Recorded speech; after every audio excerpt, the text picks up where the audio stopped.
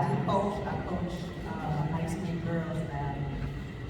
Into my second season, and it's been such an amazing experience for me. And I'm sorry. The one thing that I share with them and tell them all the time is, and I ask these questions to them all the time, is what's your roadmap? Right? So I want you to build out what you want to be, what you want to see yourself succeed in life, and then let's move from that goal and let's start taking some steps back and see how we can get here.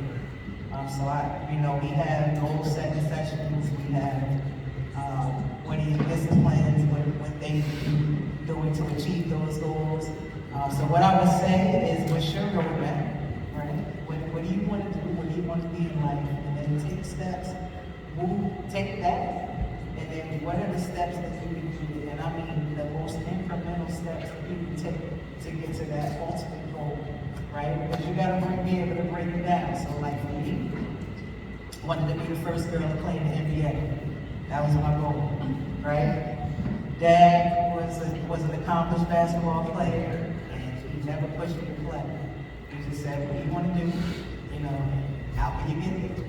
So every morning, 6 a.m., 6:30 a.m., my godfather, my witness, he'll tell you, I'm at the court down the street from the house, shooting my 1,000 jump shots before I even get to school, right? After school, same regimen, right? In between, the basketball course used to be full during my era, right? So I can always find a pickup game and play.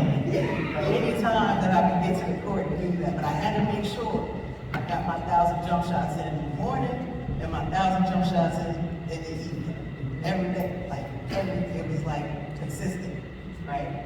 So you have to take those small incremental steps. What is it that you're going to do, right? Want to be a lawyer, want to be a doctor? Who can I get a mentor that does the same thing that I want to do? And what questions can I ask that person? How did they get there? How did you get there? Right? And that will help you to create your roadmap. So I would start there. Just what are your goals? Like, what do you want to do in life? And then let's start to take some steps to get there. But you got to start to create the most incremental, consistent, disciplined steps that you can take, right? To get there. And it may not happen. When you look at a goal, the goal seems so it's huge. Like to be the first girl in the NBA, huge.